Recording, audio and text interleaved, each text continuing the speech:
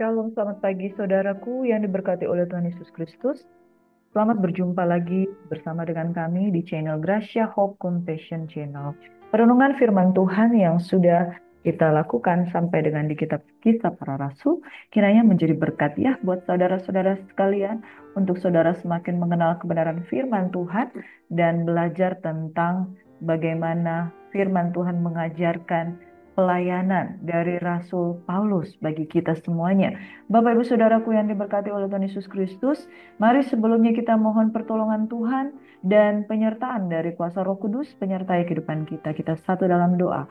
Bapa, terima kasih Tuhan buat pagi hari ini. Pagi-pagi benar ketika kami mencari wajah-Mu, biarlah kami menjadi orang-orang yang diliputi dengan sukacita, damai sejahtera, pertolongan Tuhan, penyertaan Tuhan senantiasa.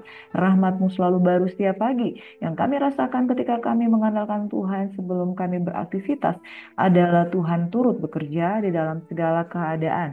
Di dalam nama Yesus Tuhan, kami menyerahkan aktivitas kami pagi hari ini dan kami menyerahkan Tuhan perenungan firman Tuhan. Kiranya hikmat-Mu menyertai kehidupan kami. Dalam nama Yesus, amin.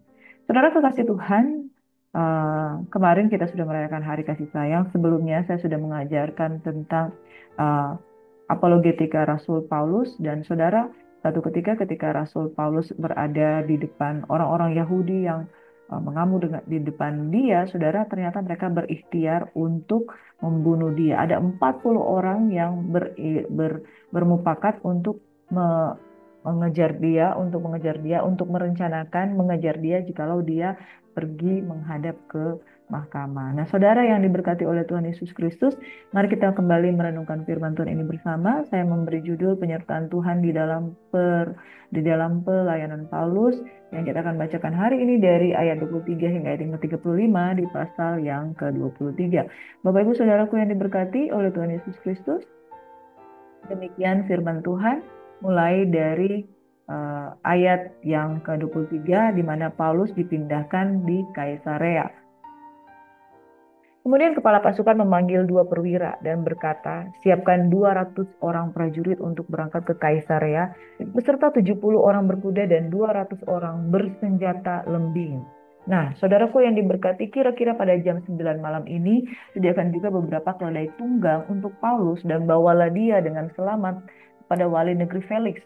Dan ia menulis surat yang isinya sebagai berikut. Salam dari Claudius Lysias kepada wali negeri Felix yang mulia. Orang ini ditangkap oleh orang-orang Yahudi dan ketika mereka hendak membunuhnya, aku datang dengan pasukan mencegahnya dan melepaskannya. Karena aku dengar bahwa ia adalah warga negara Roma. Untuk mengetahui apa alasannya mereka mendakwa dia, aku menghadapkannya ke mahkamah agama mereka. Ternyatalah bagiku bahwa ia didakwa karena soal-soal hukum Taurat mereka, tetapi tidak ada tuduhan atas mana ia patut dihukum mati atau dipenjarakan. Kepadaku telah diberitahukan bahwa ada komplotan merencanakan membunuh dia. Karena itu aku segera menyuruh membawa dia kepadamu. Sedang kepada para pendakwa telah aku beritahukan bahwa mereka harus mengajukan perkara itu kepadamu. Lalu prajurit-prajurit itu mengambil Paulus sesuai dengan yang diperintahkan kepada mereka dan membawanya pada waktu malam ke Antipatris. Dan keesokan harinya mereka membiarkan orang-orang berkuda dan Paulus meneruskan perjalanan dan mereka sendiri pulang ke markas. Setibanya di Kaisarea, orang-orang berkuda itu menyampaikan surat itu kepada wali negeri serta menyerahkan Paulus. Dan setelah membaca surat itu, wali negeri itu menanyakan Paulus dari provinsi manakah asalnya. Dan ketika ia mendengar bahwa Paulus dari Kilikia, ia berkata, aku akan memeriksa perkaramu bila para pendakwamu juga telah tiba di sini. Lalu ia menyuruh menahan Paulus di istana Herodes. Saudara, sudahkah kita membaca firman Tuhan ini dengan jeli, dengan baik? Di sebelum-sebelumnya di ayat 1 hingga ayat 22 kita melihat bahwa ada komplotan yang merencanakan membunuh dia. Sesudah mereka merasakan kemarahan karena Paulus adalah seorang yang menanti-nantikan tentang kebangkitan, dan itu menimbulkan satu perseteruan yang hebat antara orang Farisi dan orang Saduki. Lalu ada komplotan yang merencanakan membunuh dia, 40 orang. Dan ada seorang anak yang memberitahukan hal itu kepada kepala pasukan, sehingga kepala pasukan itu mendengar dan ia ingin menghindari peristiwa perencanaan pembunuhan tersebut. Dan apa yang dipikirkan kepala pasukan itu?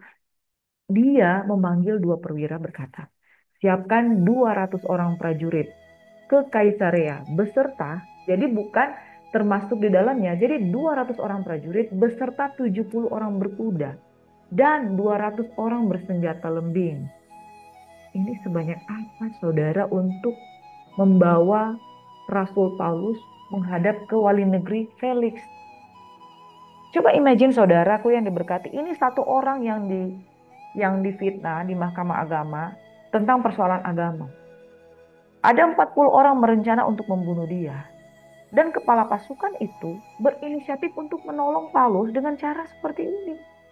Saudara, 200 prajurit ke Kaisarea berserta 70 orang berkuda dan 200 orang bersenjata lembing. Hitung saudara, 200 tambah 70 tambah 200 bersenjata lembing. Bahkan beberapa keledai tunggang untuk Paulus. Mengapa beberapa? Karena dia naik kereta dan mungkin ada barang-barang Paulus juga harus dinaikkan di sana, jadi harus menggunakan kereta dengan beberapa keledai tunggang. Kalau bicara soal biaya, saudara bisa berhitung 200 prajurit, 70 orang berkuda, 200 bersenjata lembing, kasih makan aja 70 kuda, kasih makan aja beberapa keledai, itu perlu biaya. Apalagi orang-orang yang mengikutinya. 200 tambah 70 tambah 200, 470 orang, seperti itu saudara. Itu firman Tuhan yang mencatat seperti itu. Hanya untuk melindungi Paulus. Hanya karena Paulus berkata, apakah diizinkan seorang berwarga negara Rom itu dibunuh, dihakim, dipenjarakan tanpa diadili? Dia minta pengadilan. Lalu kepala pasukan ini tergerak oleh Roh Kudus. Saudara, pergerakan Tuhan terjadi di sini. Penyertaan Tuhan terjadi di sini. Keterlibatan Tuhan, keterlibatan Roh Kudus terjadi di sini. Bahwa dalam hal Paulus harus menghadapi penjara, Paulus harus menghadapi Yerusalem, Paulus harus menghadapi orang-orang yang sebangsa dengan dia, Tuhan tidak melepaskan tangannya melakukan perlindungan bagi dia, menyertai Paulus. Karena Tuhan kirim ponakannya Paulus itu untuk cerita, ini ada komplotan.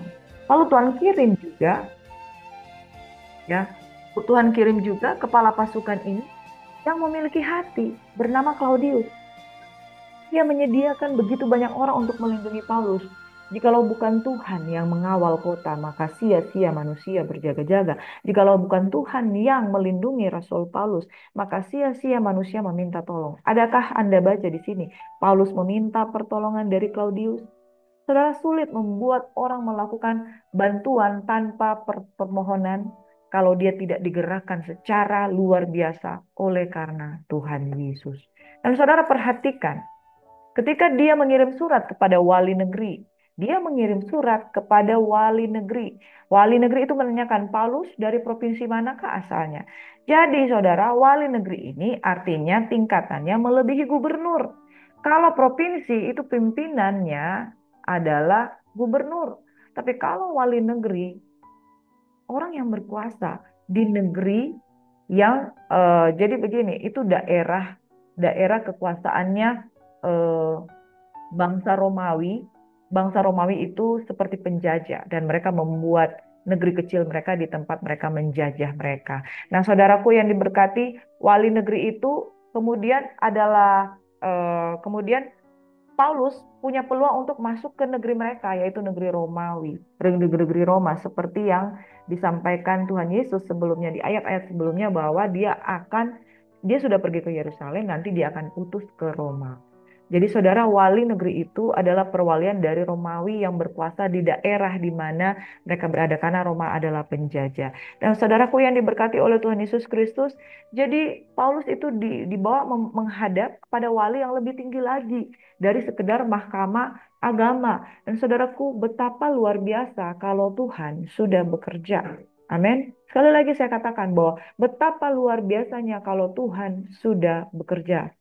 Dan adakah Paulus harusnya khawatir dengan keadaannya, harusnya dia khawatir. Tetapi karena sejak awal dia pergi dengan perintah dari Roh Kudus, dia pergi dengan percaya bahwa apa yang dia harus lakukan, harus dia lakukan karena petunjuk dari Roh Kudus. Dia tidak memikirkan cara bagaimana dia akan ditolong. Dia hanya memikirkan, saya harus pergi. Saya mau selamat atau tidak, itu urusan Tuhan yang mengutus saya. Dan benar saudara, Tuhan berperkara untuk menyelamatkan dia. Pertolongan Tuhan sungguh ada ketika Paulus taat. Dia tidak bertanya, aduh bagaimana ya ini, ada 40 orang komplotan yang ingin menghadang saya. Dia tidak bertanya bagaimana dia melepaskan diri. Claudius yang mikir. Claudius itu yang bergerak. Claudius itu yang memerintahkan perwiranya dan menyediakan 200 orang ya prajurit, lalu 70 orang berkuda dan 200 orang bersenjata lembing. Ini proteksi saudara. Ini keadaan seperti orang mau berperang. Berapa orang yang mereka lindungi? Satu. Siapa yang mereka lindungi? Seseorang yang diduga bersalah. Tetapi dia katakan, aku dengar bahwa ia adalah warga negara Roma. Saudara, karena dia memiliki kewarganegaraan Roma, mereka merasa memiliki hak dan kewajiban. Mereka memiliki, Paulus memiliki hak untuk dilindungi, dan mereka memiliki kewajiban untuk melindungi warga negara Roma. Saudara, betapa lebih laginya kalau engkau dan saya adalah warga negara kerajaan. Betapa tidak Tuhan akan memberikan perlindungan dalam kehidupan kita, saudara. Apakah yang menjadi pergumulanmu saat ini? Tuhan bertanggung jawab. Engkau dengan kewarganegaraan sorgawi yang engkau miliki, Tuhan bertanggung jawab. Untuk mengetahui apa alasannya mereka mendakwa dia, aku menghadapkannya ke mahkamah agama. Ternyata bagiku dia didakwakan karena soal-soal hukum Taurat. Tetapi tidak ada tuduhan atas mana ia patut dihukum mati atau dipenjarakan. Oleh karena Claudius sendiri menilai bahwa orang ini nggak patut dihukum. Maka dari dalam hatinya, sebelum ada putusan pengadilan, dia sudah melakukan pembelaan untuk Rasul Paulus. Saudaraku yang diberkati, kulayangkan mataku ke gunung-gunung, dari manakah datangnya pertolonganku? Pertolonganku datangnya dari Tuhan semesta alam, penjaga Israel yang tidak terlelap. Tetapi dalam hal ini, Paulus bahkan tidak bertanya bagaimana saya bisa lolos. Tetapi dengan diam, dia mendapatkan pertolongan Tuhan. Saudara, ratapan 3 ayat 22 hingga 26 berkata begini. Tak berkesudahan, kasih setia Tuhan tak habis-habisnya rahmatnya. It's unending grace, unending love. Selalu baru tiap pagi. Besar kesetiaanmu Tuhan adalah bagianku, dan oleh kata jiwaku, oleh sebab itu aku berharap kepadanya. Tuhan adalah baik bagi orang yang berharap kepadanya, bagi jiwa yang mencari dia. Adalah baik menanti dengan diam pertolongan Tuhan. Sudahkah kita lihat di sini bahwa ketika Paulus dengan taat mengikuti maunya Tuhan, Tuhan yang menolong dia, inisiatif dari Tuhan. Dia berharap dan mencari wajah Tuhan, dan pertolongan Tuhan terjadi dalam diam. Tuhan Yesus kiranya memberkati saudara. Ketika saudara tekun mengejar dan melakukan apa yang menjadi maunya Tuhan, maka Tuhan yang akan berpikir, bagaimana cara aku melindungi anak-anakku. Amin. Tuhan Yesus memberkati kita sekalian. Mari berdoa. Bapa, terima kasih, ajar kami untuk setia dan taat dengan pergerakan Roh Kudus. Ketika Tuhan perintahkan pergi, kiranya kami pergi dan dengan berani melakukan seperti apa yang Kau mau. Dan ketika Paulus taat, dia beroleh kasih karunia daripada Tuhan. Tuhan menyediakan, Tuhan sungguh menyediakan melalui orang-orang yang ada di sekitar dia, digerakkan Tuhan untuk memberikan pertolongan, perlindungan. Penyertaan Tuhan terjadi senantiasa bagi orang yang berharap pada kasih setia Tuhan. Bahkan Paulus tidak mereka-rekakan apa yang akan terjadi kepada dia. Dia hanya taat. Tetapi pertolongan Tuhan datang juga tepat pada waktunya. Bapa, dalam nama Yesus, aku berdoa buat setiap jemaat Tuhan yang mendengarkan firman Tuhan. Pergilah dengan kekuatan daripada Tuhan. Setiap kali Tuhan memanggil engkau, maka ketika engkau percaya, di dalam diam, di dalam kesetiaan, di dalam menanti-nantikan Tuhan, pertolongan Tuhan selalu tersedia tepat pada waktunya. Diberkatilah orang yang mengandalkan Tuhan, yang menaruh harapan hanya pada Tuhan. Tuhan kiranya memberkati dan melindungi engkau. Tuhan menyinari engkau dengan wajahnya dan memberikan engkau kasih karunia. Tuhan menghadapkan wajahnya padamu dan memberikan engkau damai sejahtera. Keluar masukmu diberkati, dijagai oleh Tuhan. Demi nama Yesus Tuhan kami berucap syukur. Haleluya. Amin. Demikian firman Tuhan saudara, kiranya saudara terus menjadi berkat dalam Tuhan Yesus Kristus. God bless you, selamat beraktivitas. Happy weekend. Shalom.